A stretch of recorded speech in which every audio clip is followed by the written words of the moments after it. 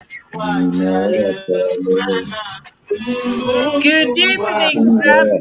Good evening, everybody, wherever you're listening to us. This is TV Bakweto, and it's a special broadcast today for the Zambia's independence. So, Bonso Komule Fuila, wherever you are, Zambia, Australia, UK, America, Nakonti kwabo mwina Zambia kulonselelo bush to celebrate Zambia's Independence Day. It's a special. All our Kakwetu colleagues are in. So what we're going to do today is just talk about your memories of independence, how we've celebrated over the years. Kwema pensioners twale kwata kona ama special mukata waba kaunda na mabanzi twale fidia fiance fena mumu atweba gofo mudia no mbano febale nufo mune celebrate. So my co-host Valinda Bax, what's your memorable experience about independence? Gosh, I don't think I can match what you've just said. That sounds quite interesting. Good evening, viewers. Welcome to a live presentation of TV Bakwetu on Independence Day. I remember stories from my granddad because my granddad was with a British family. When he was younger, he was working at Balimbanga Boy. Then he went way up, trained as a cook, and became such an incredible cook that every time a British family Baba so I used to enjoy such incredible stories about how before independence they were not allowed to do any shopping from the store. All they had to do was go to the window. And now when they for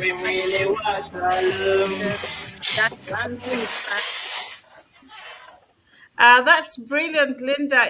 You've just mentioned where your grandfather worked. My grandfather also at some point worked as a cook and a gardener for a white family. I'm sure it's Mr. Fullerton. But Fulton. Fullerton opo bale bomba nokulachitama garden vaitemenesa maluba. So he was very brilliant at gardening and flowers and all those things. Vale Petat Pa Fullerton. Bahimba, what's your take on the independence as a starter whilst we're going on? Good evening, viewers, and good evening, everyone. Happy Independence Day to every Zambian and to everyone who stands with us as we celebrate the Independence Day. Barbara, in Nepal Independence, if you're in Djibouti, what I remember most about independence is Jabale Isaba ku Zimbabwe. Amasoja mukwisa mukutwa kwako to fight for freedom. Vale sama kuchikankata. There's a mountain twale kuita kugologota. So when you go for holidays, you'd see them there. Ama soldiers and vale tufisanga mwamunya indeke filasha sana. They would mix with Zambian soldiers, and you would see them. So I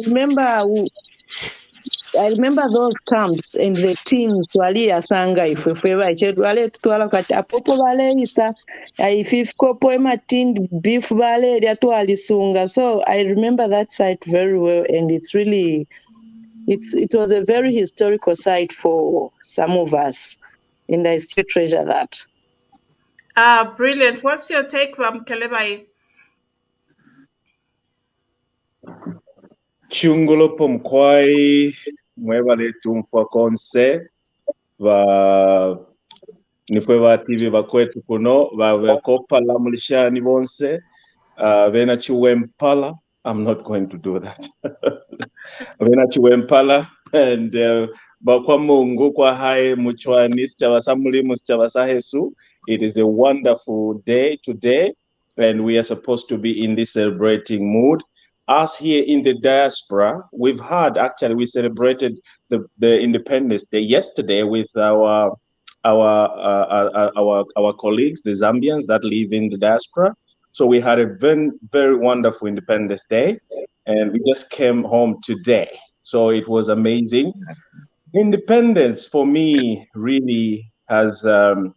When I was young, I remember very well that I remember twale minina twa, nalesa mira nationally kukitwe. I think kubulangiri, not kubulangiri, but nalesa mira Valley View.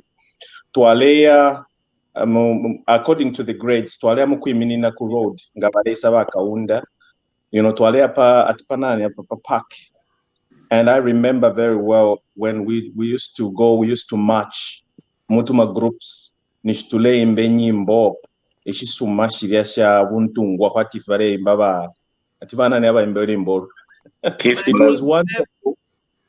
It was very wonderful, colorful, and I don't know where that spirit went of celebrating. Nomba, we just see people just holding on, and they're just watching TV, but then musician playing and stuff.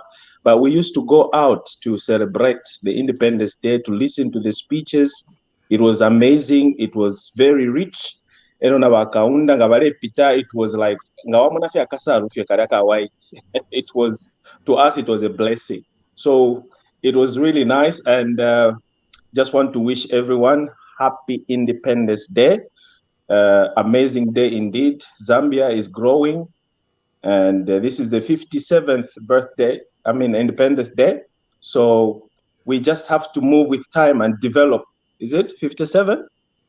Yes, it is 57 years. Yes, we need to move with time as well, and we need to develop our country and change our mindset. Mkwai. That's what I can say for now. Thank you so much, Bam Kelevai. So we'll go to the top guys on the screen. Patrick, what's your say? What's your take? Thank you, Dr. Barbara. Good evening, Bakwetu family, and good evening, viewers. Good evening. Happy Independence Day to our mother Zambia. I think Independence Day brings a lot of memories to me. Where I grew up in Misesh Mindolo, I used to school at Wuntungwa Primary School, and every Independence Day, bale tuletela chocolate milk. Nama local bands yaku Superloaf. Then after eating, and then we went, if people know Kumindolo, there was an Independence Square. Ekwale bama ifisela, abaleli shembeni, akalela. We used to celebrate, and there also there used to be food, snacks, and I remember our Copper Belt minister then was Mr. Kamalondo. He used to come there, speak to us. Kwale bafe, and those days kwale ati chisokone kaunda wamu ya. It used to be fun. It used to be nice, If it was at Independence, who celebrate no kunwa chocolate milk, no ama buns. Thank you. Abakason, so what's your take? What's your own initial memorable times? Yabuntungwa? My initial memories of independence is in the different stories that were told to us about how independence was fought. I came of age at the time in Sanfia, in my mother's village, and where I also started primary school at Chimembe Primary School. And we could get makutaoni fivanshi ne mikaka, and then we would eat ishimeisu masane and Nairobi, with goat meat. But when we celebrated independence, we were put in the fore to sing independence songs and to advance the frontier of independence to other countries around us. So that is my highlight. My highlight of independence is the color of the t-shirt that I'm wearing, red, which is the blood that was shed by our forefathers to liberate our country. On that score, also allow me to wish a happy independence to my father's family. Happy independence. I hope mwaja urongo rero pa independence you celebrated mwata mapone kadzarwa. Yeah, so this is a day that all sections and all villages in the Republic celebrated the advent of independence. And what that means to everybody was that no longer are the people from other countries going to determine what we eat, where we sleep, what kind of jobs we get, and all those kind of things. So I hope we get an opportunity to talk a little bit about what this independence, almost 60 years later, must mean to all of us. So, but I remember with folded legs, eating very nice meal that I had not eaten in many days, and with great meat to celebrate Independence Day, where I started primary school in Zambia. That's brilliant, Bakasonso. We move down to Bakangwa. What's your memorable times of the Independence Day? Mlishani wants happy Independence Day. It's so lovely to hear all the recollections that you have from your childhood of independence. I think my independence memories are a bit different. Nafielwe munshitayaba chiluba. And for a long time, independence for me did not have any significant meaning. It was just another holiday, time to relax, go and play. And I was in boarding school, so would have very nice meals. It was a special day. But for me in particular, this Independence Day felt different. I think it was also because of the election results. It felt like some real sense of freedom, because for a long time, I would even say, are we really independent? What are we celebrating? But this time around, it felt different. So there's some level of hope which has been restored. And I'm looking forward to the next 57 years of Zambia. I think Zambia is moving forward, and I'm hopeful. Thank you. Thank you so much, Kangwa. So we move to Tonga. Just tell us your initial memorable stories about independence. Wow, independence. Well, if I remember very well, because I was born before independence. So I remember very well the Lenshina time when we could. I was very young. I think around quite young those days. Whatever Konama secrets to looking young afterwards.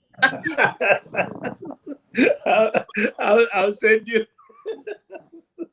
the formula. I think Wamtonga ever let a proper roundup of Independence Day. Well, basically those days, what I remember before independence was the Lenshina. Whenever we end of that, we used to run and go hide, and with my grandmother, I remember those they could go hide me. So from there, I moved on to the Copper Belt, where my uncle was a teacher in Chingola. And I started my primary school at Muzabwela Primary School, and the independence was very special. Every time you had independence, we were gathering, we're going to the Nchanga Stadium and go have a special, celebration of all sorts, exciting, sports and all sorts of things we used to do. Very, very entertaining. By the time we come back there, it was late in the evening. And, during that time also, they were giving us milk, like you say, chocolate milk, and all those things were being given to us during the sports time. And it was so interesting. You didn't want to miss that. Every time we had that, we were looking forward to independence. But nowadays, I think it's really gone down. Like my dear sister said, it's not as interesting. But this year, I think it's special because of the freedom that the elections have brought. We're hoping that Zambia will rekindle that spirit of celebration and value the country, as being independent. That's what I'm hoping. HH7 and its 57th year So HH7 would start bringing in those things so we can bring back the spirit of loving our country and realizing that we are free and independent. So that's what I can say for now. Thank you, Bamtonga. So lastly, Percy, your initial thoughts about your memorable views about independence? Wow, that's an interesting one. Okay, first, when I was in primary, first I went to Lotus Primary. So there it was a bit different because the majority were Indians.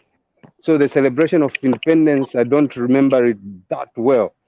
The bit I remember is when I went to the village in Luangwa, Feira. Sorry about the noise, I'm outside.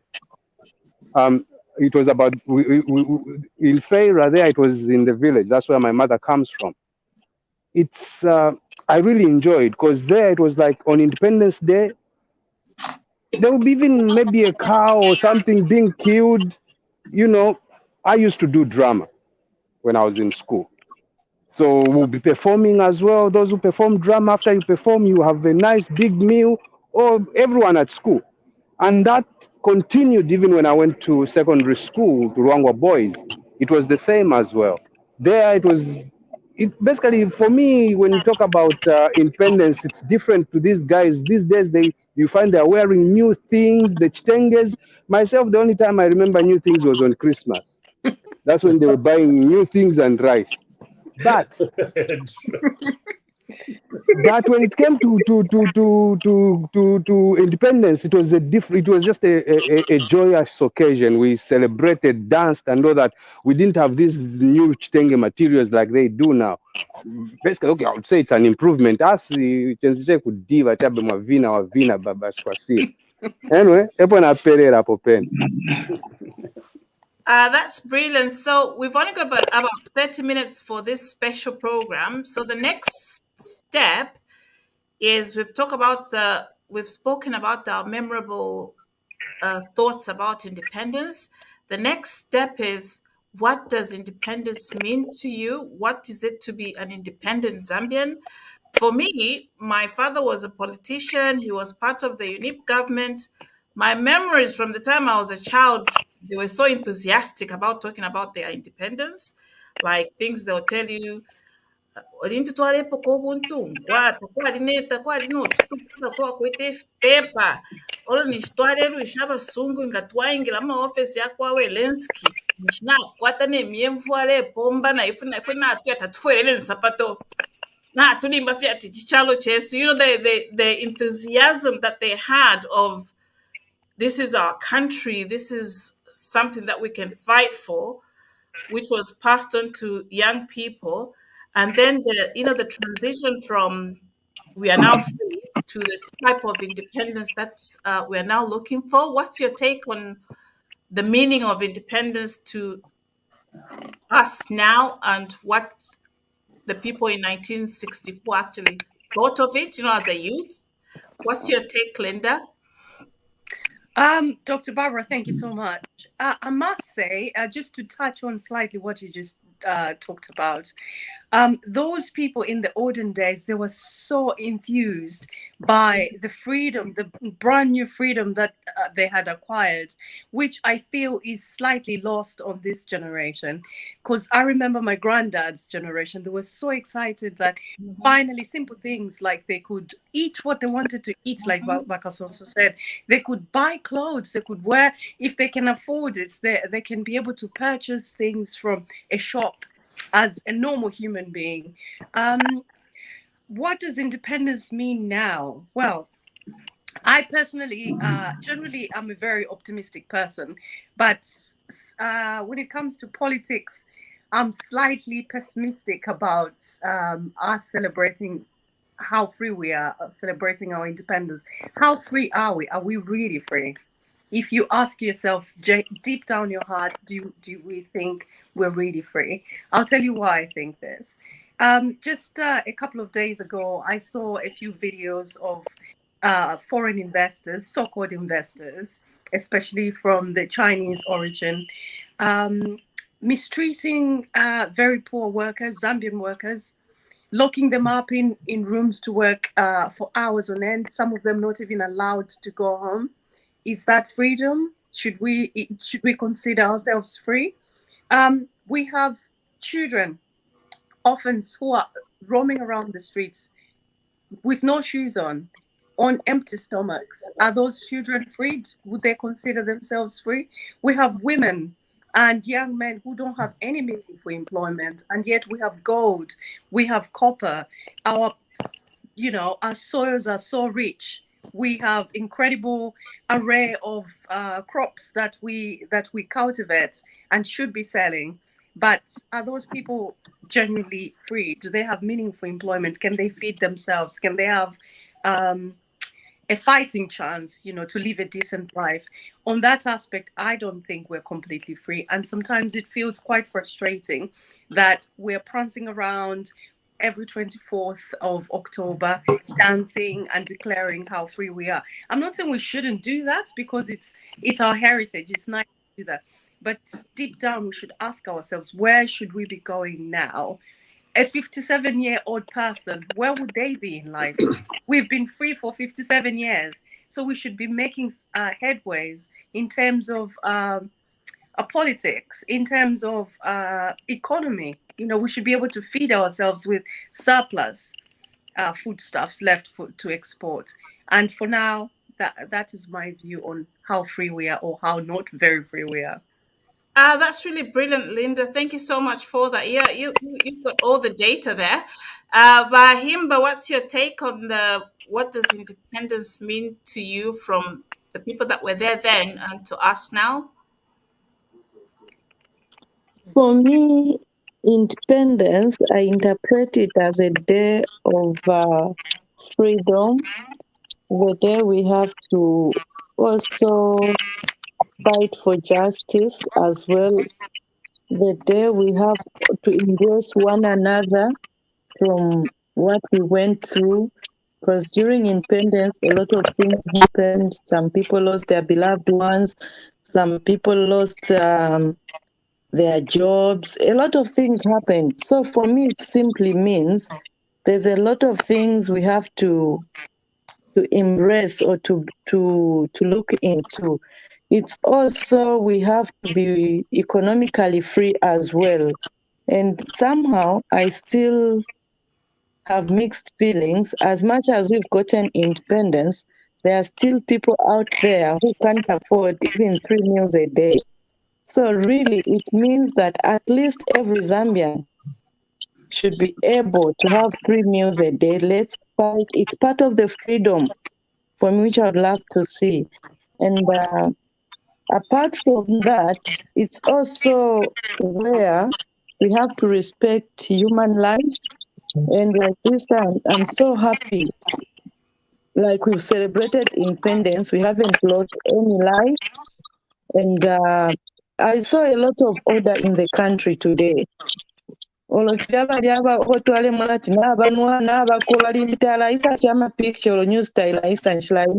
at least I think we celebrated independence in a different way.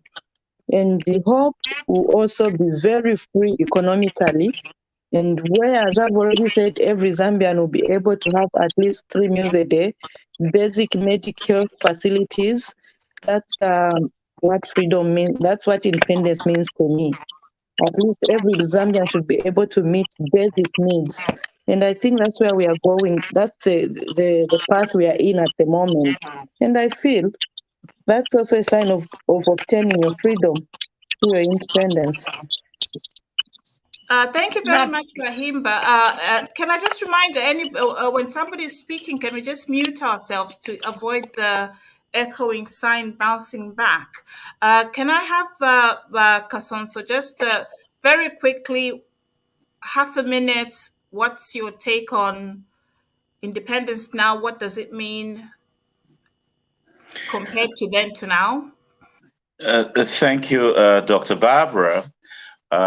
Independence to me today means that we have political self-determination as indigenous Black tribes over our territories in our own villages And we, as a cluster of villages that form the Republic of Zambia, we can have political self-determination. However, I must not hide my grief that, in my view, particularly coming from the slant as an epistemologist, or if you like, a theologian, I think that we have lost independence. In the Bible, it says a borrower is a slave to the lender. So we obtained independence through the blood of our forefathers.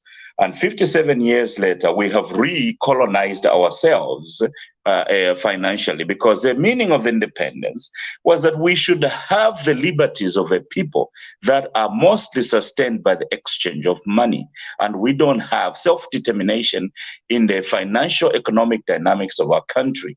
So I think that we need now the independence that was won for us by 3 million people. We need 18 million people to rally behind this new government and retake the value and the prospect of independence, which depends on how much you have in your purse and your bank account to pay for the things you need, to talk however you want, to go wherever you want to go. So I'm sorry to maybe pass the Independence Party.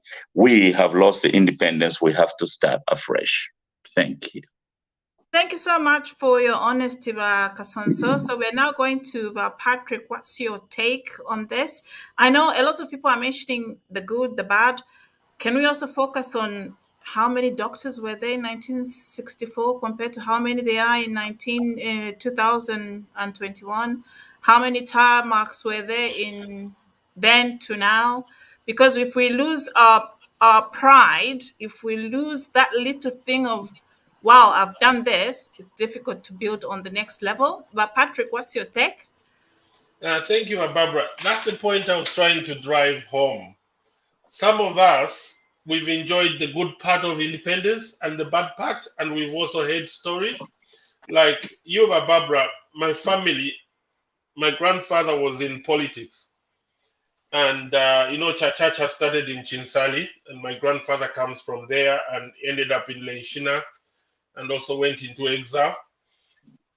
Even my father told me a lot of stories, like Zambians couldn't go into a shop and buy a bicycle. You have to buy through the window. There were no opportunities for Zambians. And a lot of Zambians who were men who were doing well were teachers. And even the education system, you only went up to Form 2, and then were training a teacher, and there were no opportunities. But thank God, these young people fought for independence, and some of us enjoyed that part of, because when I was growing up, almost everybody was employed. There were jobs, When I started grade 1, even the uniforms, I found them at school. They were subsidized. Books, we were given books, everything. At Christmas, at Independence Day, they used to give us chocolate milk and everything. Education was free. But now, I've seen comments from a lot of people on the chat, on Facebook. A lot of people are saying we are not independent, and it's true. With all the resources that Zambia has, and if you look at the corruption in the last 10 years, there are no jobs, there's poverty, there's no equality, there's no equity, there's no fairness. So there's no way people would say we are independent. I don't know whether you guys have heard about, somebody used to talk about neocolonialism. Though we are politically independent, economically we're still colonized. At the moment, who owns most of the land in Zambia? The Chinese. Who owns the mines? The Swiss people, the Australians, the Canadians. Unless this government, the new government, start looking at that, Zambians will never enjoy what, a lot of young people who are born now, they've never enjoyed independence. I think it's high time, especially now we've got an opportunity, we've got a government that is serious, that is against corruption, that is about fairness. I think it's about time things start happening in Zambia, equality, fairness. and they also need to look at the land audit, at least some of the land which is owned by foreigners, because if you come to the UK or any other country, no foreigner can buy land. But why is it that in Zambia most of the land is under the foreigners? And can we say we are independent?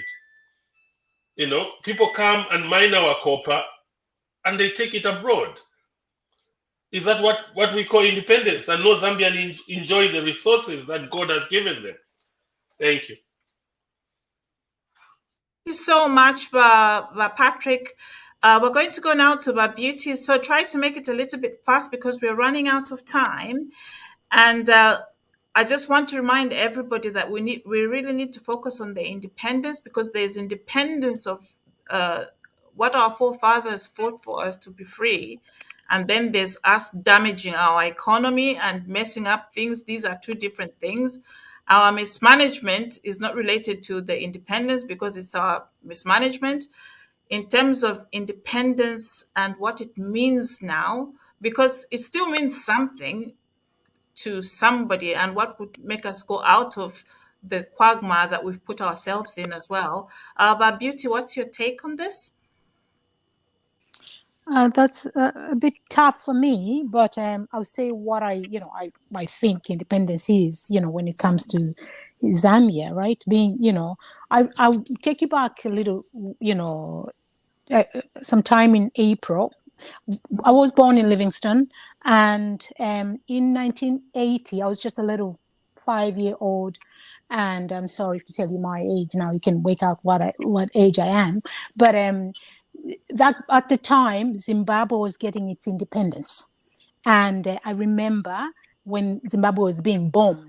I lived in Livingston, just at the border with Zimbabwe, of course, and and everybody was at the police station and all this. So that just reminds me, like, a lot of blood was shed in Zimbabwe, and then in April they got their independence.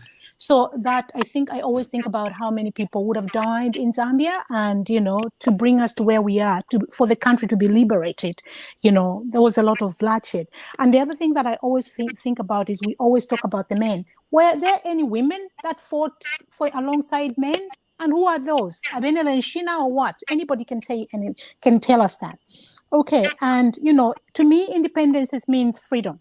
It means education to those free education to those that can't afford it. To me, that's what independence is: freedom of speech, freedom of movement, and not, just being liberated, really, unlike what we saw today. Thank you, Barbara. You're welcome. Thank you very much, Beauty. I just want to remind everybody that even then there was a very, very powerful girl power then to fight for independence. I know a lot of people have heard about Juliet Kamonika, the lady who's now talking about freedoms and fighting for, everybody. Yeah. The original Juliet Kamonika was a woman to reckon with. She actually was everywhere fighting for everybody. She was the woman around mobilizing other women, helping, cooking for the people that were hiding. At some point, the homes were literally being managed by women because all these young men had gone to fight for their independence. And then not only that, they were so proud of it. They actually went and displayed themselves at the airport naked as rebelling against the totalitarian rule from the white man. These days, it would be looked as, oh my God, why are they moving naked? That time, it was unseen, it was unheard of. So seeing somebody naked was actually fighting for independence because they were forever dressed. I don't think it would work now with so many naked people. Absolutely, Barbara. There were also women like Bachwe Sakunda. Yeah, Bachwe Sakunda. Bachwe Sakunda, who was an incredible, to borrow Bowman Dusambo's words, a force to reckon with. Yeah, exactly. She was an incredible woman. Even by Mama Betty, she was the first to reckon with as well. She used to help with the cooking. They were not untouchable women then. They were not like the way we see political women now, that you can't find them, you don't have access to them. Those days, people had access to these women. Don't even forget Mama Mary Furano. Naheba, Yes, Mary Mary Fulano, all Fulano. these women. So we had a lot Mary of Fulano, powerful Dr. women, Tabakwe. Banakatindi, Yeah. very powerful women. In fact, Banakatindi, she's one of the people that helped my father with some education, and they went together to study at University of London for some courses. At that time, my father couldn't do applications, so he was literally being held by Banakatindi, and the lousy power of education, as my father used to Fantastic. call That is it. fantastic, Barbara. That's brilliant. That's incredible. And just to touch on slightly on what you said about women sort of kuchivivula standing and demonstrating in nudity. So this Yes, is the remnant that has remained now. If a woman is cross or a mother is cross with the head teacher, I think yeah, it goes back to the time of independence. yeah. Yeah, Because and those days people were fully dressed all the time. So undressing meant something else. Of made course, something nowadays it's absolutely. like, oh my God, we've seen it all. Yeah, can't really get into that. On a personal level, actually, independence. I stopped celebrating independence about 22 years ago when my dad died, and we buried Sorry him to on hear that. the 24th of October. So I've literally shunned celebrations. It's like it just brings bitter memories for us. But getting into the new dawn, it has brought a brand new excitement for us as a family and community, because he was such a pillar in the community. He worked for the mines and he had a big position there. But more importantly, Zambia being a country that is crazy about football, he was one of the pioneers in Muflira Wanderers, and a lot of current footballers and former footballers like the Kalusha Walias, the Ifod Chavalas, they all passed through his hands. I remember lunchtimes and some Independence Days, they would come and would have some helpers cooking. And it was as young girls and my cousins who were slightly older, they would be terribly excited. The footballers are in the house and they'll go and get iria powder ya kuchubumba. I don't know who remembers the The wars. red one. There was no mark powder, Barbara, then. There was no mark powder. So they would Yeah. get the remnant of the mattress, via shinga kuchubumba, va powder, and they'll get mackerel and bass. So that's on a personal level. That's my memory of independence in our Oh my household. God, that's absolutely brilliant. So we Kangwa hasn't said anything, and Tonga in the next in the next segment.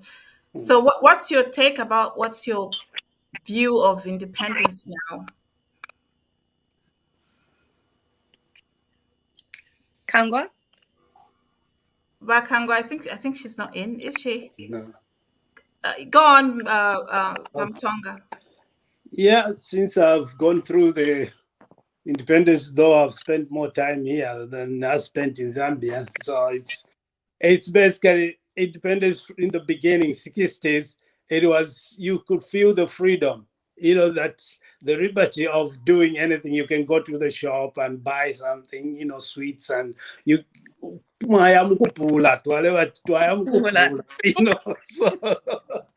so we could, that independence has been there since going to the 70s. Kaunda managed to keep the economy at subsidized level for a long time before IMF started putting pressure on him to start devaluing the currency. But I can feel that there were jobs all around. There were jobs. When I left Zambia, I never left the street kids. There were kids, okay, I'm Shangasela and all that, but not street kids, like kids walking, sleeping on street, in the furrows and all that. That wasn't, but that seems like the independence was regressed again. You feel like not everybody is independent. You want these people to be free, like my brother said last time. People have to be free, or my sister. The kids have to, there shouldn't be any street kids at 50 years, 57 years of independence after that. I mean, we should have, economy is the most important thing. If you have no independence of economy, that means you are literally bound. Like I think it's Pharaoh who said, "You can run the government, you can be the president, but if you give me the control of the finance, I don't care who is the president." So this is one thing that we need to work out. I'm hoping that the New Dawn government will try and work at this so that we can bring everybody into the independence that we really want to see. At everybody, kids, from the kids to the to the oldest, to have that liberty and enjoy the country as their own. That's what I think of independence. Thank you, Tonga. Kelebai, what's your take for Well, thank you so independence much. now? Yeah, my plea is first of all to recognize and acknowledge the freedom fighters posthumously for those that have already crossed over, and we have to celebrate for them for having paved way for this celebration we are that is taking place to every 24th of October. It was them that really sacrificed, and we are talking of freedom today because of them, and we have to really pay so much homage to them. Secondly, I want to urge my fellow Zambians for us to achieve or to attain this independence. We really need to change this mindset of greediness. We have seen for the past years, for previous governments that have come into Zambia, they've tried to paint a good picture, but at the same time, their success have been swallowed they've been swallowed with this greediness where they crave of success for themselves. They don't think of others. They don't think for the future. They want to get whatever they get today and finish everything they have. When they die, intestate or tested, they leave nothing for their new generation. So we have to change this mindset. Let's have this mindset of saving for tomorrow, saving for the future. This country will be very far, very in terms of developments, had our forefathers had this mentality of saving for the future generation, because we've had so much money that have come into our country through our natural resources and through, of course, our well wishes. There has been so much money. If we are to account for the money that has come to our country, you will find that we could actually be to borrow Lusamba as well, like, is it New York or Los Angeles? We would have actually been there. But because of the greediness, because of this selfishness, where we want to do things our way, and me, myself, and I, we just don't think of others. That itself is killing us. Though we cannot ignore the fact that we are able to speak like this because they paved the way for us. They brought this issue to access to justice, access to information, freedom of expression. We have laws that are governing us. We have to appreciate what we have. And at the same time, we have to advise our forefathers, our people that are in government, for example, to please be transparent in your dealings and think about us. Think about the future generation. I'm almost on the evenings, but the future generation, our children, we have to consider them in all our doings. Let us have this mindset of saving for the future, not ukulia mwalirira charimo mwapuisha or even the knowledge itself mwafuira kumona knowledge yenu. Even when you have so much, but I'm just happy that Zambia, we are rich of well-learned people with intelligent intellectuals. Zambia is so rich, and thanks to our forefathers that paved the way in terms of education. But we have to do more. You have built universities, thank you. But stop inflating charges, stop inflating figures. Give us the real deal and be transparent. Otherwise, Zambia, we are a peaceful country. That is the most perfect thing that has ever happened to any continent. Because we see these The refugees, we don't wish for war. We see how our brothers and sisters who are in troubled countries are really struggling right now in the foreign countries. So we don't want to be there. We want to hold on to the peace that we have enjoyed. Please, politicians, especially you, the politicians, you are the people that can ignite fire to the nation and make us refugees. We don't want that. Be transparent and be open. Thank you very much. I was just about to tell you that, oh, it's independence. Stop it. So, in the last segment, let's talk about, because as we always say, us Zambians are very good at ideas. We're very good at talking. If talking was an industry, Zambia would have won Oscar awards, seriously. Moving Journalist. forward, what is it that we can do, or what do we think should be in place? For example, in my small head, I would prefer, moving forward, the next independence celebration, like next year, I would really like to see the president showcasing Zambia's talent. Maybe who are the best young footballers in the country who've been playing? Who are the best young business people that have been doing business in the last year? Who are the showcasing what Zambia is in the industries, in science, in everything? Because right now, people struggle on their own, and then we jump on their glory. We are all jumping on Patson Daka's glory. Nobody was there when it was starting. We just want to hijack the family's glory after they've suffered. But maybe moving forward, we can start showcasing the young people. There are so many young people doing business. Of those young people that are doing business, you can give them an award that they can receive on Independence Day. The young sports people, you can do intercities or inter provinces. The ones that gets the best grades or the best medals, you present it to them on Independence Day. Because my fear is we might have this business as usual where these ex-ministers, ex-politicians go and start eating the food which they've already eaten from us, from our taxpayers. Again, they are eating it. Maybe let's share it with the upcoming young Zambians. What's your take, Linda? Wow, Dr. Barbara, what incredibly progressive ideas you're bringing out there. For me, as a pedagogue, a lecturer, an educator, my key thing is to ensure that the government embeds delivery policies in what their plans are for the country, so that young people can have meaningful and meaningful opportunities where they can access education.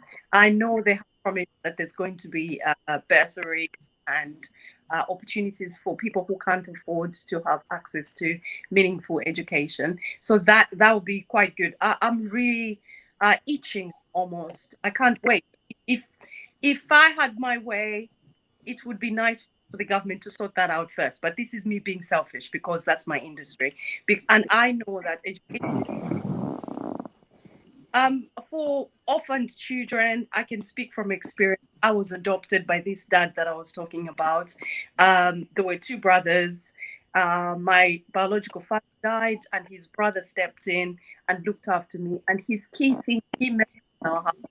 We were from very, very humble beginnings. I that my granddad started off as Bakaboy, as they used to call them, but he worked his way up, and the out for our family through him working as a cowboy and selling things like amalasha, educated all of his children to an high standard. So a very uneducated man valued the need for education, and that was our way out. So Can we just mute ourselves, the ones that are not speaking, to mute ourselves? I think somebody's playing some music on the background. Sorry, Linda. That's okay. So yeah, education for me is quite critical. It's an equalizer. It will help people to get out of the ruts that they're in. And I'm sure someone might say, but it's not everyone who's academically able. And that's a very valid point. So education cannot just be in regards to academic. So providing enterprises and skills development. So that would be quite nice going forward for the government for me. Thank you so much, Linda. You're brilliant as usual. Bakason, so what's your take? Do you think the next independence should look like? What's your take on that? Thank you for that question, and further contributors, what they have said about the prospects for the future. I'm not melancholy. I'm usually a celebrative person, and I'm celebrating independence today. But what I think I would echo are the words of the president today, the call for unity. The first independence was one when our tribes, our villages united together against a global empire. We won that independence. But our nation finds itself in peril today because we are owing huge sums of money.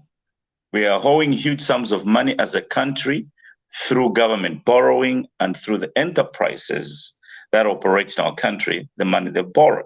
The numbers that we will see here are in serious billions.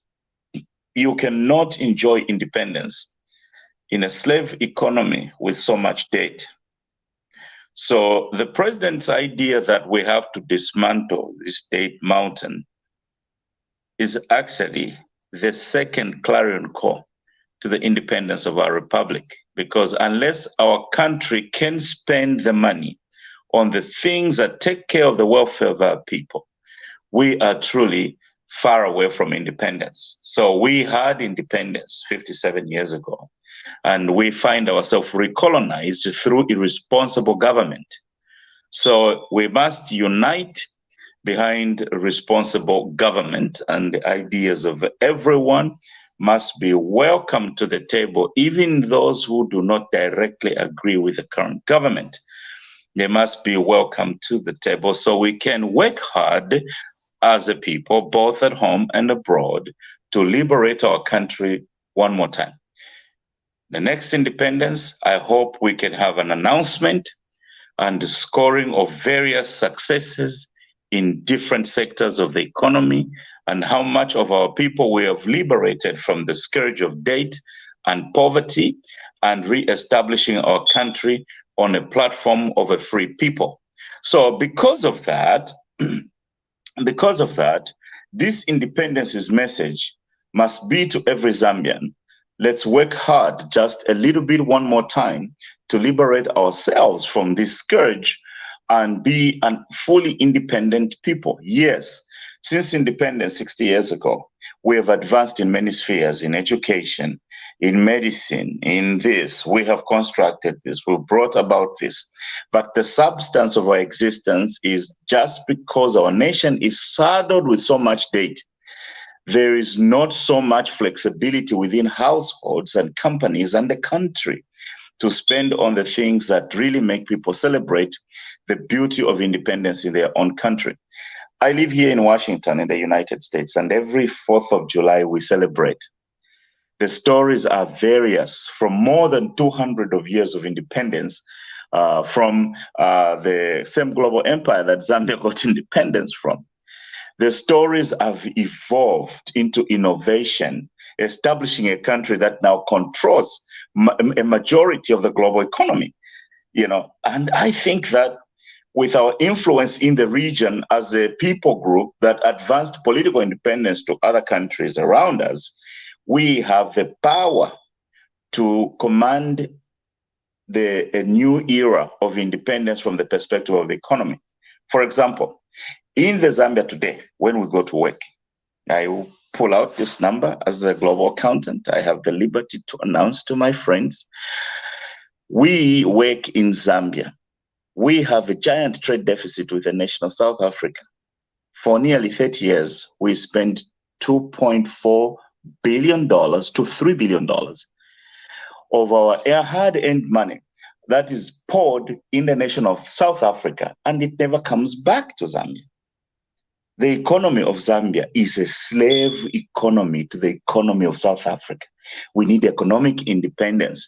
If there is of anything of value from the president that we need economic diplomacy, nishikalaka pia kanono kale bwela ku Zambia so that naifu tule kwata kwa kulipira kuma skulu bale kuma skulu bale lyako goti jatwalire mwaka unda pa independence kule bako na fimbisha pusana. So ubuntu wa celebrate the fact bungo tujiri imported from other countries because imoka chasu yenu tapari abale no tapari abale panga bwino. It is not good enough. So my position today is that yes, we are independent, but this independence as we have it today, after blunders from several governments in the last 60 years, is not good enough. We can do better. Thank you very much, Bakason. So you've got loads of fans on the comments. Somebody has actually put in £10. Thanks to you. Get in, Bakason. Thank you very much. Thank you very much for that. Thank you so much for that. Thank you. Next person, Kangwa, you were meant to speak earlier on, but you had gone out. So you can, what's your take on what do you expect to see in the next independence celebration, or what's your take for the future?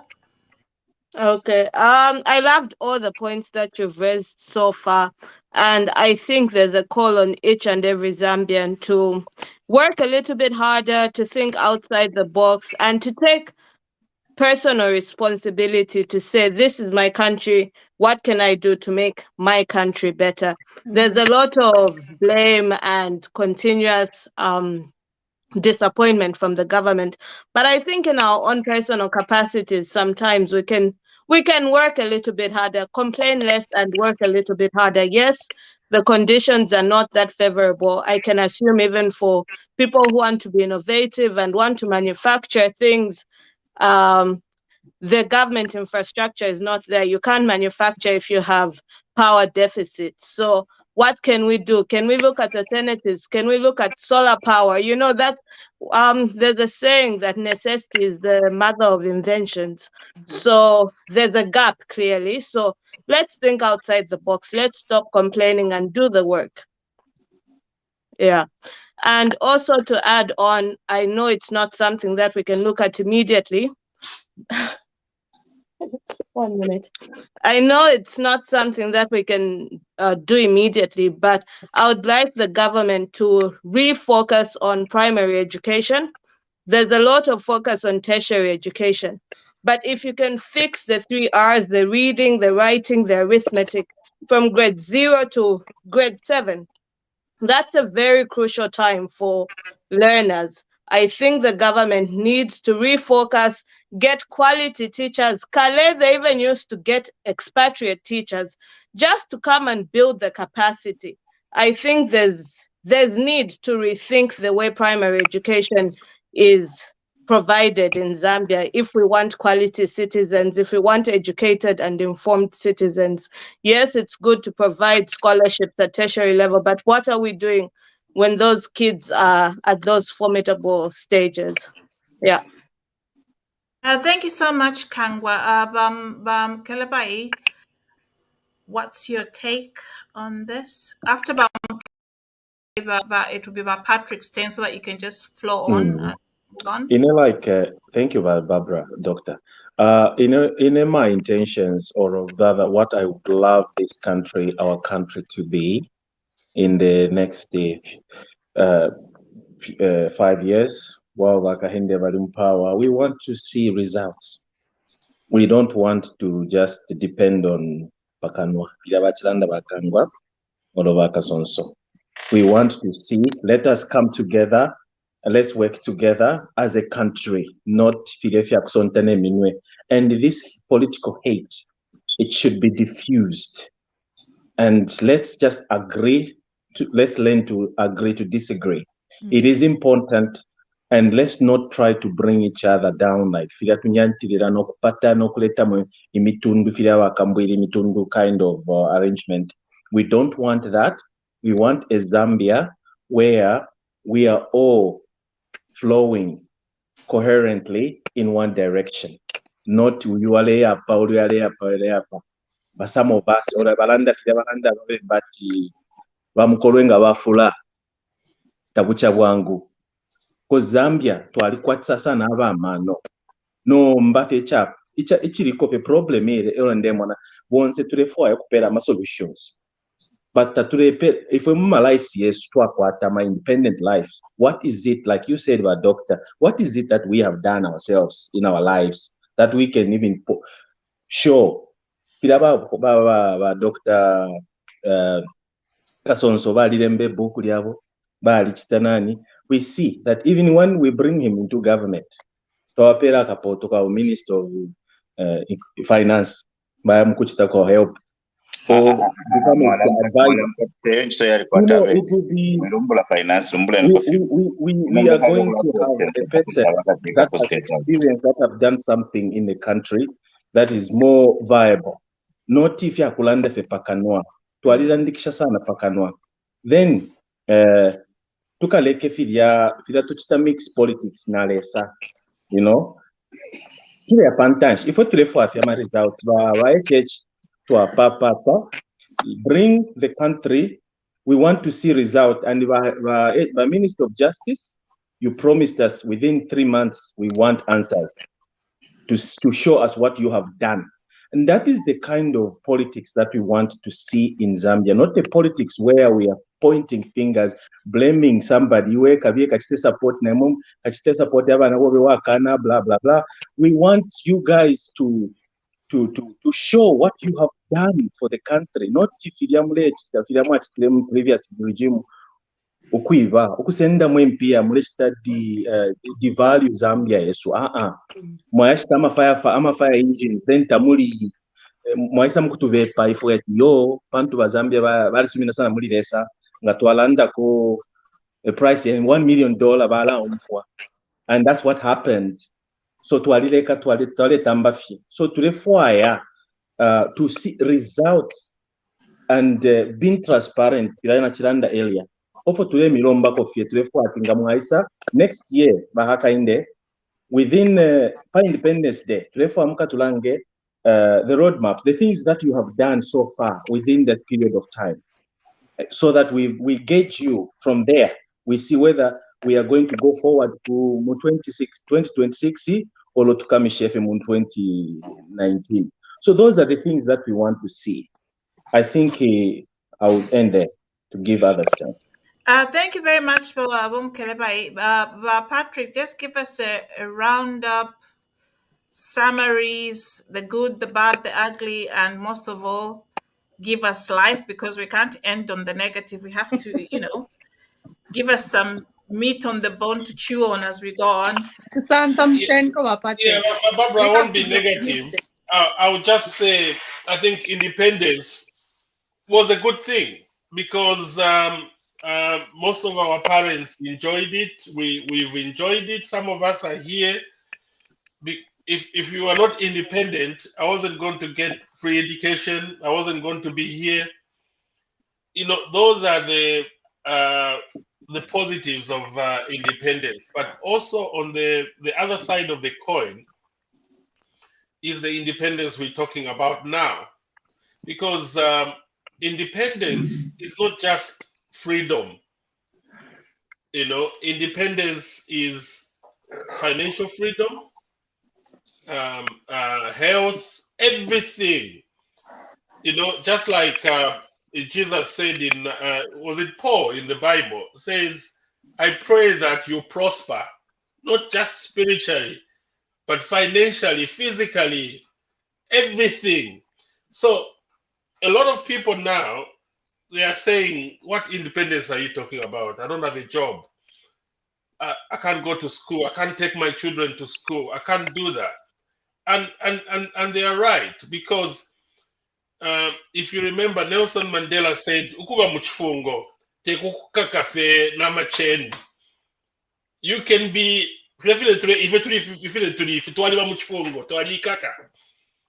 so even independence, freedom to we need to enjoy the benefits of that independence. Yes. How many jobs have Zambians backward? Have we got football academies? Have we got sports academies, Mozambique? So what I'm saying is, 1 year is too much. Okay, next independence, if Vakateka can give us a roadmap, because how is he gonna create jobs from next independence up to 2026? And the reason why trend about Teko na independence, you know that the biggest spender in the economy would Teko, and the government does not create jobs, but the government creates an environment conducive for job creation. The government facilitates. So what we want to hear from Bakateka, so that Zambians are not just independent, freedom-wise, like under PF, Tualilusa independence. That's why we were celebrating that we will be independent. And indeed, if you see the last 2 months, Zambians are free. Takuri, you can go to Intercity, you can go everywhere, you can wear a PF t-shirt, but that's not the only independence we want. And that's a roadmap we want Bakateka now. How is he going to support? Because how jobs are going to be created for the youth? We're not going to wait for investors to come and create millions of jobs. The Uteko needs to facilitate, especially if that Kwatanomba Minister of Small Businesses. Kulia eko baposa kwa manongo teko bafaila abantu inchito baba truly independent. Independence kutwala abana ku school. Independence ni free education for the poor. Independence kukwate inchito. And that's the independence a lot of people are looking for now. Thank you. Absolutely. Well summarized, Patrick. That is incredible. And I just wanted to tap in a little bit on what Barbara had said earlier in regards to how the government should pan out all these ideas. I almost feel like every ministry that is available should have every quarter they come up with what they've done, what they've achieved, and what sort of meaningful employment is available in that ministry, how it can help the youth, and just collate that, put all that together. So each ministry puts that together, hand it over to the Minister of Information, who I always have a go at, and so that they, according to what Patrick said, so that the government can give us a concise idea on what they're doing to move forward in sorting out these issues. I really enjoyed talking to the Minister of Justice, and I've got my calendar marked. As soon as it hits 3 months, as he said, I'll be giving him a call so that he comes back on TV Bakwetu, and then he can explain which things he promised that he has achieved. So it's really, really important. Good. Accountability. Accountability. Yeah, that's very true, Linda. Even things like, a lot of people, we talk about young people starting businesses, you talk about the SMEs, the new ministry. Maybe they should make life easy for young people. If the Minister of Education, where children are applying for scholarships, where is this place where they're doing this? Exactly. If you have an easy website, somebody just clicks in, it's automated system. If somebody has got 6.7 points, it will pick up those people who've got those grades, and then it makes life easy. Same thing for applying for loans for SMEs. Yeah. There's what the government is pronouncing, and then there's the person in the street. Now, where do you get access? Exactly. So you have to make it a little bit easier for the people to get access to these funds and the absolutely money. Yeah. Hi, Barbara, can I come in for a minute, please? Now? Yeah, sure, Bob, you come in. Yeah, no, just the last segment, I just want to add to what you guys are saying. The one thing that I would like to see come to Zambia is the mortgage system. The young people need to have houses. Like we've been here and we're able to buy all these houses that we love. It's because we, the government was able to give us loans and all that kind of stuff. Empower the people. Like I think I gave you an example one day where my children, somebody visited, some friend visited, an Indian friend visited actually, and gave them all, I don't know, that's $50 each. And when she left, they were all looking at me and going, why did she give us this money? Why? We're not a charity and all this kind of stuff. We need the people of Zambia to start thinking like that. When World Bank comes and says, "Oh, we're going to build this for you." Can we not build it ourselves? You know what I mean? Do we not have enough coffers in our accounts to be able to do this? Land redistribution. This is what I'm going to say. I'm not going to say land distribution, but I'm going to say land redistribution. I don't know whether it's Bakasonso or Amkelewa who said the land is all gone to the Chinese. Well, it's time to revisit that subject and actually look at how we can redistribute the land to the Zambian people who need it the most. Consider in everything, consider the Zambian first. Consider the Zambian person first. It's all done all over wherever we've lived. It's been like that. Bring back the company, bring back Kafue Textiles, bring back Mulungushi. Let's bring jobs back to Zambia. Mwinlunga had a fantastic pineapple cannery, and it's just there rotting away. Pineapples are being grown every single day. I go to Costco and buy mangoes, dried mangoes. Those can be coming from Zambia.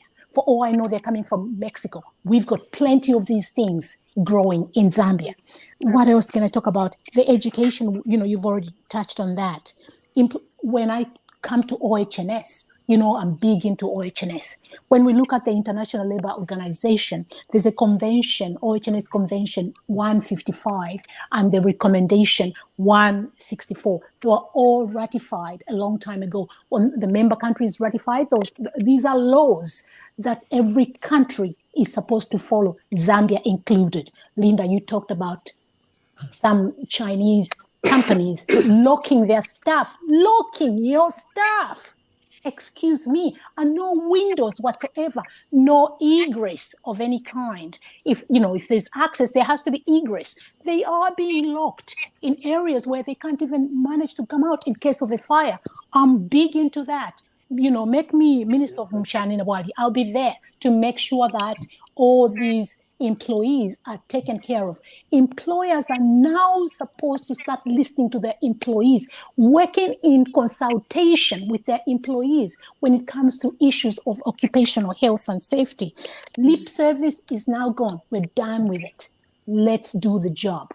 And for me, I would like to give the president at least 2-3 years to see these things starting to work. Already, I, as a person, very happy to see what Minister Tayali and Minister of Mines are doing, and also Gary Nkombo. These guys are already, giving us what it is to be a minister. We would like to see all the ministers being held accountable, and that is my, Can I just add in? Just a minute, go on. Sorry, Barbara. Before Mamtonga comes in, Beauty, you talked about the mortgage. You will be glad to hear that the president is already working on that. In his press briefing, he mentioned that he's planning to implement the mortgage system. So just one point, I thought you may be happy to hear that he's working on it. Bamtonga, go for it. Yeah, that's that. Anyway, basically, like what Linda, you said, I'm passionate about education. I'm an educator, I'm a lecturer, I'm a teacher, I'm an engineer, I'm an environmentalist. So all of these are, we need mindset education from primary level to change. Zambians are not business people. What I've noticed, Zambians want to make what we used to call when we were kids, a deal. A deal is a quick deal that you want to make, and fast you go and spend it. You go and finish the money. Those are the things that they have in mindset. To give you an example, I'll say my son he decided to take a sabbatical and went to Zambia last year. He's been there. He even voted to be. He's a British born. So he said, "I'm going there. I want to go set up, help my youth and get them into some businesses which they can do to be able to make money, not just to spend money." So he's been there for a year. I'll tell you, he spent about 70,000 roughly. So that 70,000 he spent it not on his own, he spent it to help the youth. And the guys, he opened himself up. He said, "Come to me if you have a project and I'll help you." So the guys came, a few guys came, "Oh, I've got a mine here. want equipment and all that. He bought equipment, he gives them and all that. Few months, the other guys, they came in, oh, I've got gold, I can sell it. And so he had contact for that. He managed to get the other guys to sell some, but the others were just asking for money to come and bring the gold. He sent the money. He sent the money in Munirunga. He sent the money in Lundazi. He sent the money in Mongu. I think there was a guy who had diamonds, and he was saying, but these guys never turned up. And he's already told the buyer, says, okay, the guys are bringing, they've got 2 kg of gold, and they'll be able to. They never turned up. What the guys who teamed up with him, he sent them to Chikankata, and he bought everything for them to do the mining of gold. And he said, okay, just bring the gold and we'll sell it to the buyer. They sent him samples, said, oh yeah, there's potential here. And he bought everything, the food and everything for them to stay there for 2 weeks and make money. They never came. So the mindset, the business mindset is not there. Zambians want to make quick money and finish up. So that's what I'm saying. Education will need to come in here from primary level to begin to teach them that business is not a 1 day thing or 2 day or 1 month thing. Business is from it's got to be slow. You got to make money. You got to plan. You got to do this. So from that time, to tell you the most funny thing, one guy came to him, he said, I've got soya and I want to sell it in Malawi. My son, trusting him, he hired a truck for him. He gave him money, rather, not even hired. He gave him money to hire a truck. He gave him money for transport, for accommodation, and which was about roughly 5,000 pounds. So the guy goes and he phones again. He says, "Oh, the police have stopped me. They need at least 5,000 kwacha." He sends it to him, and all this time the guy lies. He says, "Oh, the truck is disappeared, and they've stolen the truck. The drivers run away with the truck." And okay, the guy says, "I need money. I've been locked up in the police cell. So for bailout, I need 5,000." Tricky. So, Thank you, Mr. Mponga. Thank you so much. It was very funny. I mean, I can tell you. He's writing a book anyway about it. Thank you very much. Very important points. Mindset change, renewing of your mind. Like the Bible says, I think Zambians need to be born again. We have to. Baka mentioned the fact that we have to ensure that there's meaningful education from primary level, because those are formative years. It's very important that we provide good education at that time. Baka Sonso. In actual fact, I'm talking about in the next phase of our republic and the way we are going to appropriate independence this year through the hard work of our people and policies of the government.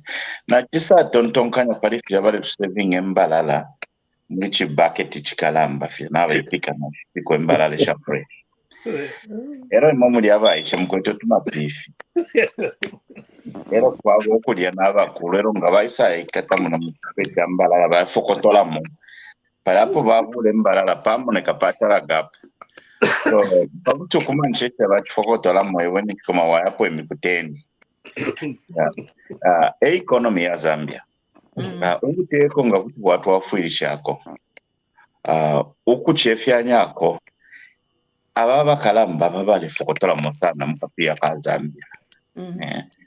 Because tatuleikuta wali bule chepa ambacho tatukwete amasukulu tayari lipilwa andishani huko because aba fokotola muri Republic of Zambia na kadala makako bafula baita ba South Africa bafokotola muka 3 billion every year ama Chinese bafokotola muna bene na barabe mu Kongola ko bafokotola mu ama investors na bene bale fokotola mu mumbalala ero nomba mu mwatala fe na canon. So what is going to be required in the next phase, particularly among parliamentarians, is to create rules. But chefia nyeko ababa fokotala mu economy ya Zambia. So bachakatala manga kale kala muchalo. No buntungwa kuti mwaimba kwati nevakefi mulefu ati uruntungwa walipo kanishina imwe mulefu kotolamo ino noti ndarama umukuba wonse balima transfigura ine kampani mwandepo batirufya transfigura bayimba mukuba wonse bayimba batwalira abana babo ere mubazambe muleta mba kufitira kifireo na ulo musebo ere mwamukuru n'obuteko. No, the government should fix the Kolwezi Kingola road, but nishibali pokotola mufikopa bali senda no mutebo bashabaona ula ere mwatamule mu buteko. So tukube okuchefyanya kwa bale fokotola mu muri economy ya Zambia inefo namwe no kwa bati ubuteko batakuba UPND efo kwingabombera pono kukotola kuntanji abale fokotola mu Zambia ni economy bachefyanye ko mifokotwere bale kule chala ko akanon yeti bubakanye bipapere mwaka safyonzi you are going to shut down the economy but kuti mwachefyanya kwati baneka ka 2.4 msenda ka 400 kafuile ka shala muno mukesa senda next year that requires legislation. Yeah, Vakasonso, I would quite frankly love to sit in your lectures. You explain complex concepts in the most incredible way. Already, if you're more Londorora, it's we can bring it down to the level of a family budget of TV Bakwetu viewers. Now, I mean, give up for like 6,000 kwacha minimum. Let's just put it at 6 pin. Vapokemo 508 kwacha ba iyakalova. Mulipia mo school fees abana batatu olo turafyala ifo kwati ni mpanya nimbi wakwata abana 6 ni wakwata abana 6 ni wakwata abana mulipire mo school fees mushite mo amajigizi mo mwine ayabana munushite mo tujirijiri you know. So uko turamlelo on a bigger stage in terms of on a large scale. I was just trying to give our viewers a concept and interesting way of explaining a very complex concept. Thank you, madam. Thank you.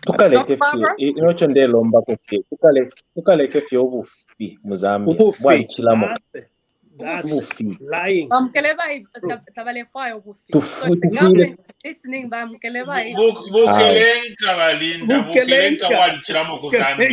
ineni nebo imwe bantu ineni nebo team Zambia I think ichlenga ati abantu bale ona ikai for bene imagine having a child every day umwe bafya turi chikopo niwo bukabolala olabe kofi nawa ishibe fintu every single day that child will believe that's what they are. What if we change the narrative and every child in Zambia is told, in England, even who are income support, England is a very rich country. The United Kingdom is absolutely rich. I don't see the reason why I'm not being paid. We're a rich country. We've got capable. The person is not working. The person is on income support. They've inbuilt in their head that they live in a rich country. The country that should provide for them. Yeah. And then us in Zambia, our mindset is the other way around. From nowhere, you just start with a life to the inchush. Back to Bamtonga. You can't do that. Yeah, that's we have true. to start teaching ourselves. Linda, in the fire, Zambia, I'm almost retired now. But so what I want is to go and clean the street, put them all in school, pay for them and pay for their fees to primary. Then I was shocked. My granddaughter was being taught in Nyanja. We don't a teacher funda Nyanja. Is that what you how can you tell me the meaning of this word in science in Nyanja? Do you know it? So I think that's a conversation for another day. If we love ourselves, it's possible. I was going to get to that point, Barbara. Even in Tanzania, they teach in Swahili, even in high school. It's possible. If you watch Lalanda Tukuipata Barbara, that is a very, very key point. I won't say Africans in Congo I would say the Amazon. Ukuyipata, it's like if you have a sungu efsuma. And ku England, alesambirira, vana vako vakudira ku England. Inferiority complex. So exactly. So no, Mbaidia, Iriana Shaibat, we need to be born again, renewal of our mind, where we start having self-confidence. Muma, mufintu fieso. There's not, I'm talking, I'll beg to disagree with you on this one. I really advocate for languages, especially at a young age. I do. I'll let you come in. Languages at a very young age. I'll give you an example of my daughter. She speaks Latin. Who in God's name speaks Latin today? And for what? So I told her that by virtue of you being able to learn German, Latin, French, Spanish, but why is that possible? It's because at a young age, kids are like, the brain at the young age is like a sponge. You absorb so much information. Exactly. So from preschool to primary, expose them to Lamba, expose them to Chichewa or whatever, Swahili. So especially to Kikaonde. So that they can start having that sense of pride in their own culture, in their own languages. I have a friend, one of the girls from Zambia came for lunch one day and brought their child. I cooked in Shima. And my friend was like, your child eats in Shima. Mine says, it's dirty, mommy. I was heartbroken. I'm like, you are even proud to say one over and that it's dirty. How is it dirty for your child? Exactly. My sister, I do advocate for the language, and even here, my wife, she teaches the local language. So what it is what I mean is in Zambia, like I went to Mwinilunga, the kids are in grade 7. They can't speak English and they can't write it. I said, why? He says, guy we learn from in Lunda. I said, why don't you learn English? We start English when we were about maybe grade 5 or grade 7. Now you are in grade 7. Why can't you speak English? It's difficult, so yeah, those are different. naira issue yatwakwata yakutera ati okulaseka abantu abashakwata exactly tufile twafibika kumbali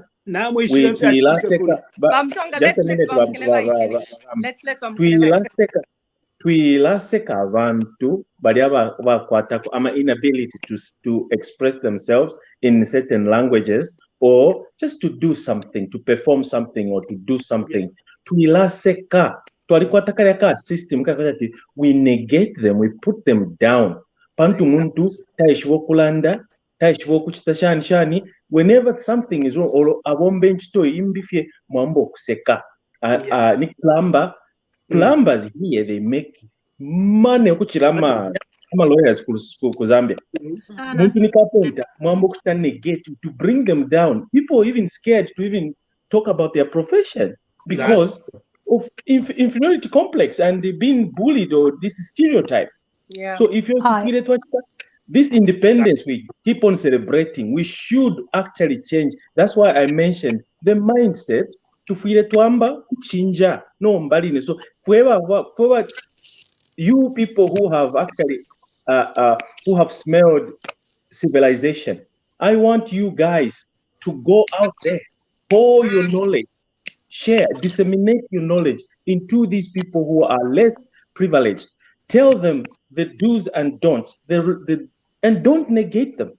No. Let's try to bring this country somewhere. And to feel it twice katana. Yeah. Thank you, Mkeleva. Thank you. So can I just add the point? Beauty, then Vamtonga can come in. Can I just add the point? I just want to add the point to Mkeleva what he's saying. What we've had in Leeds, we've had about 3 kids who committed suicide. Why? Because the aunties were laughing at them and the kids were so traumatized. And my daughter, it took her 20 odd years to go to Zambia because of the same lack of language to speak. She literally until 2018, that's when she went to Zambia because she was so because of the aunties criticizing us, laughing at her, not speaking the language. But you are also to blame because you don't No. teach your children your No, language. I taught my daughter, but my daughter had that kind of, she had a different type of, she was neglecting when we talk our local language at home. Every Can time. I just mention something before we move on? Let's just remember not to mix two things together. Suicide is a very serious end of an illness, which is severe depression.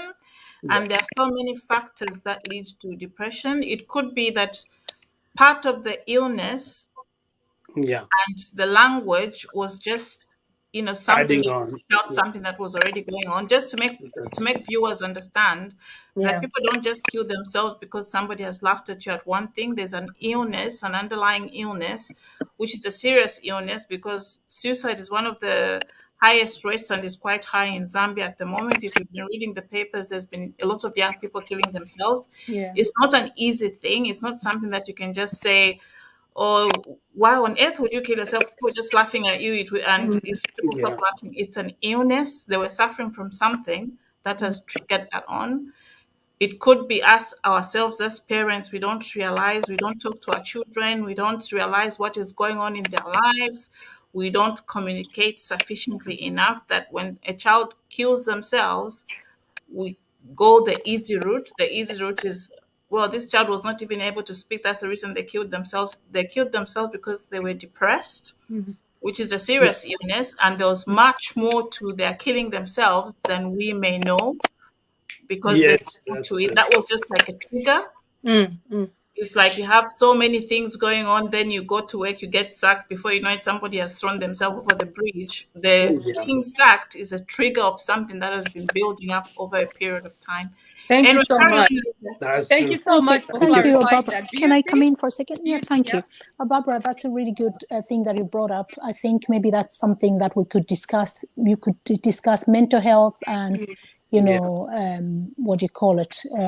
People suffering from dementia. I think those are some of the things that we should be looking at. The new dawn should also be looking at going forward, because like I'm already thinking my dad is getting older. Who's going to look after him, right? Anyway, I'll take that out.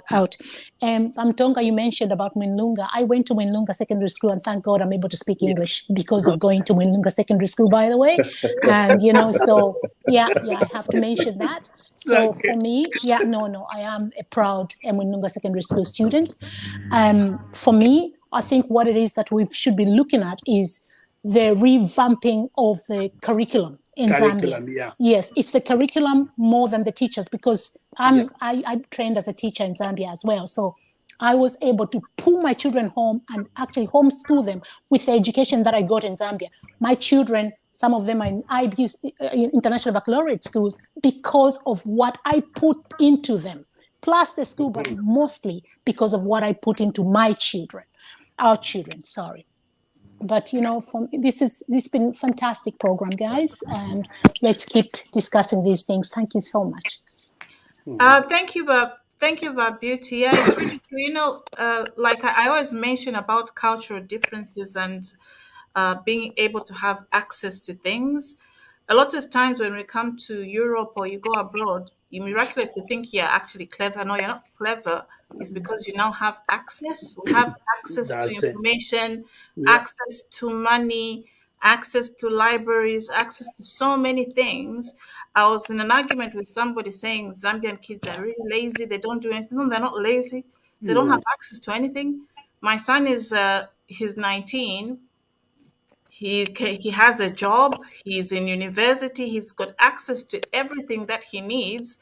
I can't compare him to a 19-year-old child in Zambia who doesn't have a job, doesn't even have an access to where he can get a job.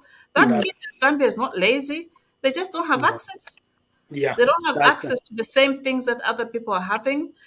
It's the environment created. The same age, before they go to university, they have people helping them with their CVs. They have people helping them with their careers. They have people helping them with everything. The kids back home they have to do it by themselves. In fact, you're actually very lucky to even succeed because you do everything by yourself. So we shouldn't downplay, the access that people have. Even our society has a silent class society. We are a class society, but in a silent way. We don't accept it. We pretend, but we are. I went to Prince Charles Primary School in Kitwe. From there, I went to Mongo Primary. I went to Pelembe. In my world, there's nobody who cannot read English in Zambia, because in my small world, everybody was educated. The Zambia that I grew up in, I never met people who didn't know how to read. But as I grew older, as I started working in the Zambian hospitals. I realized that this is a class society where we live in. People Yeah. will come in, they're pregnant, they're 13, they're 14. If you tell them that you can report the case to the police that you've been raped, the mother will tell you that mwepo kumona wile life. Ba minister ba aba mpere fumobali kwa tenda la. You understand? Ifima culture. The culture. Sometimes You know? imwe if tradition to akwate, and that's why I keep on crying on let us try to reform some of Ivifimiambo. If you are I know we have to embrace our customary laws, our customary norms, but most of them today they can't fit in our society today because they are somehow repugnant and unfair. Unfair. Mulavika na mashina. Umuntu has a difficulty in reading. Kuno, we know, mama doctors, you can even diagnose the child has what is this lack of disorder? Dyslexia. But Zambia at Chikopo. Mwamvika neshina Chikopo. Ala kulashani muntu with that mindset mule at Chikopo. And now you kill the fire in that person. You know. So umwana ale kula na we dile achikopo mumutwe. Tell why, you know, why should we do that? And if Caroline in homes. Caroline Ngoni Chisala says that we've gone off the topic so far in African independence. Independence, actually. We're talking about Bamtonga. We're talking about renewal of the mind. So first of all, it started off from education. Education, how will the children be educated? By the renewal of the mind. And then